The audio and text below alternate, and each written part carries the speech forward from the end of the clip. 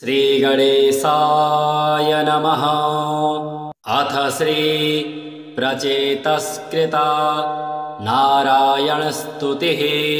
प्रचेतस्पुचुः नमस्ते केशवायैव नमस्ते भूतभावन निराकाराय कृष्णाय विष्णवे प्रभविष्णवे आदिमध्यान्तहीनाय वासुदेवाय ते नमः।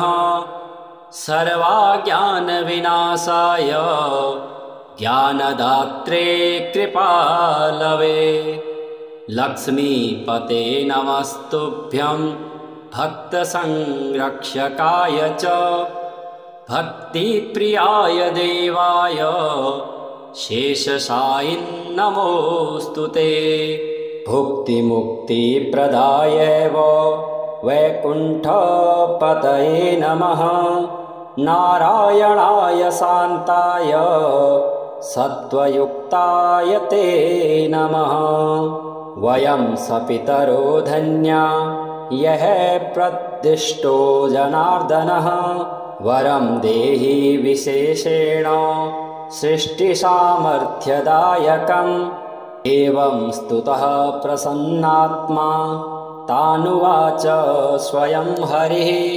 सामर्थ्यमतुलं सृष्टौ भविष्यति च वः सुखम्।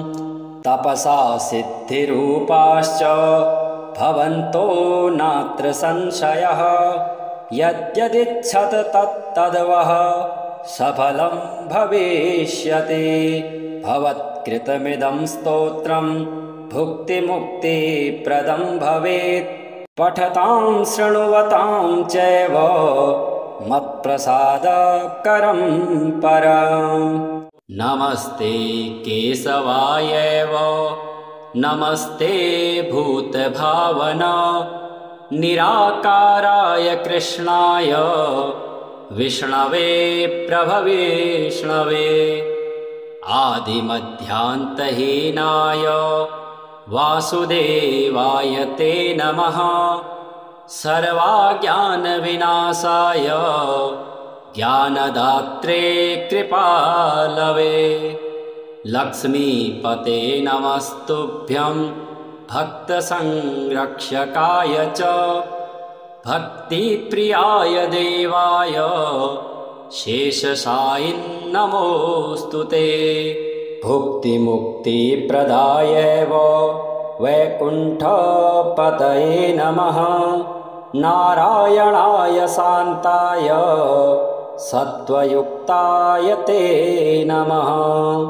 वयं सपितरो धन्या यः प्रदिष्टो जनार्दनः वरं देहि विशेषेण सृष्टिसामर्थ्यदायकम्। एवं स्तुतः प्रसन्नात्मा तानुवाच स्वयं हरिः। सामर्थ्यमतुलं सृष्टौ भविष्यति च वः सुखम्। तपसा सिद्धिरूपाश्च भवन्तो नात्र संशयः। यद्यदिच्छत तत्तद्वः सफलं भविष्यति। भवत्कृतमिदं स्तोत्रं भुक्तिमुक्तिप्रदं भवेत्। पठतां शृण्वतां चैव मत्प्रसादकरं परम्। नमस्ते केशवायैव नमस्ते भूतभावन निराकाराय कृष्णाय विष्णवे प्रभविष्णवे आदिमध्यान्तहीनाय वासुदेवाय ते नमः। सर्वज्ञानविनाशाय ज्ञानदात्रे कृपालवे लक्ष्मीपते नमस्तुभ्यं भक्तसंरक्षकाय च भक्तिप्रियाय देवाय शेषशायिन् नमोऽस्तुते। भुक्तिमुक्तिप्रदायैव वैकुण्ठपतये नमः। नारायणाय शान्ताय सत्त्वयुक्ताय ते नमः। वयं सपितरो धन्या यः प्रदिष्टो जनार्दनः। वरं देहि विशेषेण सृष्टिसामर्थ्यदायकम्। एवं स्तुतः प्रसन्नात्मा तानुवाच स्वयं हरिः।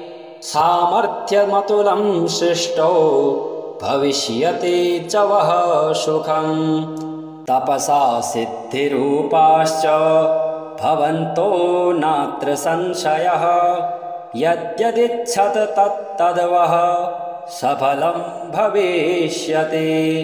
भवत्कृतमिदं स्तोत्रं भुक्तिमुक्तिप्रदं भवेत्। पठतां शृण्वतां चैव मत्प्रसादकरं परम्। नमस्ते केशवायैव नमस्ते भूतभावना।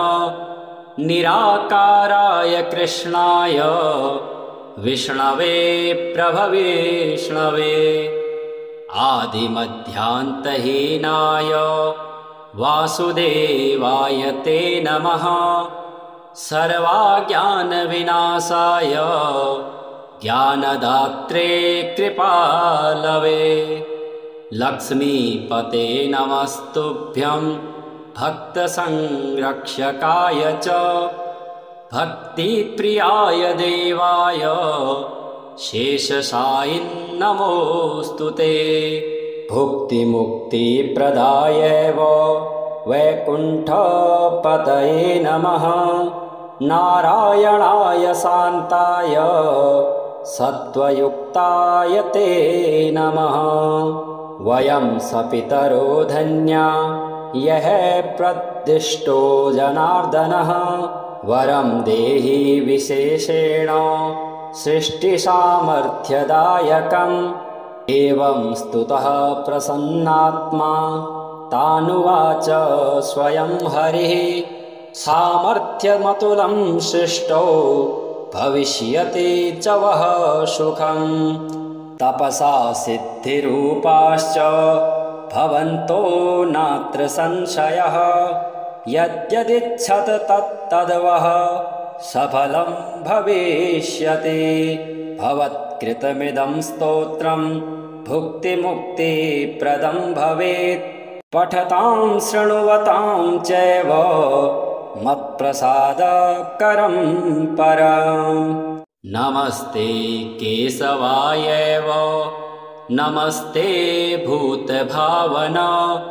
निराकाराय कृष्णाय विष्णवे प्रभविष्णवे।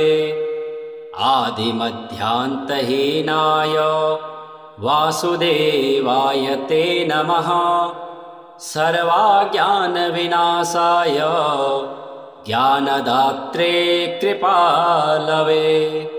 लक्ष्मीपते नमस्तुभ्यं भक्तसंरक्षकाय च। भक्तिप्रियाय देवाय शेषशायिन् नमोऽस्तु ते। भुक्तिमुक्तिप्रदाय वैकुण्ठपतये नमः। नारायणाय शान्ताय सत्त्वयुक्ताय ते नमः। वयं सपितरो धन्या यः प्रदिष्टो जनार्दनः। वरं देहि विशेषेण सृष्टिसामर्थ्यदायकम्। एवं स्तुतः प्रसन्नात्मा तानुवाच स्वयं हरिः। सामर्थ्यमतुलं सृष्टौ भविष्यति च वः सुखम्। तपसा सिद्धिरूपाश्च भवन्तो नात्र संशयः।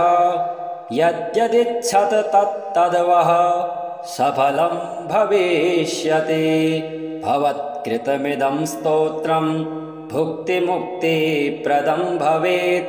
पठतां शृण्वतां चैव मत्प्रसादकरं परम्। नमस्ते केशवायैव नमस्ते भूतभावना निराकाराय कृष्णाय विष्णवे प्रभविष्णवे आदिमध्यान्तहीनाय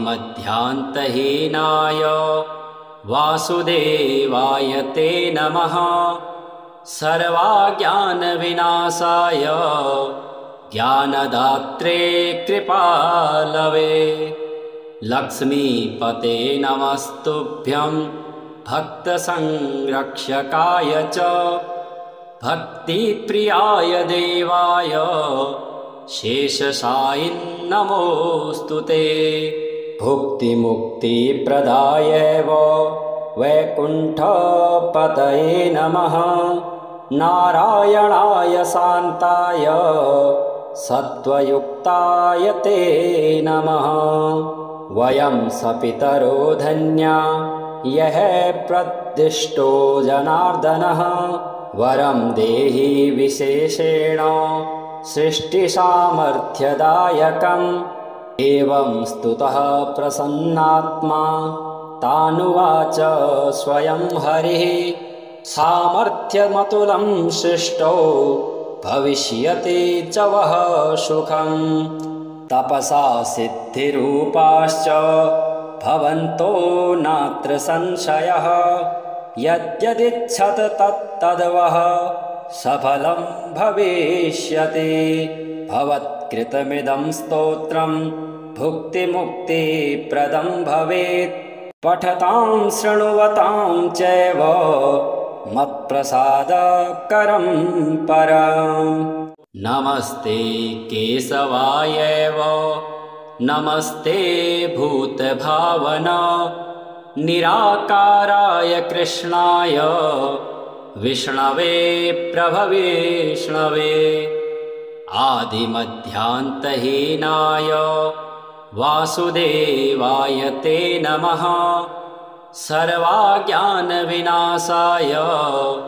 ज्ञानदात्रे कृपालवे लक्ष्मीपते नमस्तुभ्यं भक्तसंरक्षकाय च भक्तिप्रियाय देवाय शेषशायिन् नमोऽस्तु ते भुक्तिमुक्तिप्रदाय वैकुण्ठपतये नमः नारायणाय शान्ताय सत्त्वयुक्ताय ते नमः वयं सपितरो धन्या यः प्रदिष्टो जनार्दनः वरं देहि विशेषेण सृष्टिसामर्थ्यदायकम् एवं स्तुतः प्रसन्नात्मा तानुवाच स्वयं हरिः सामर्थ्यमतुलं सृष्टो भविष्यति च वः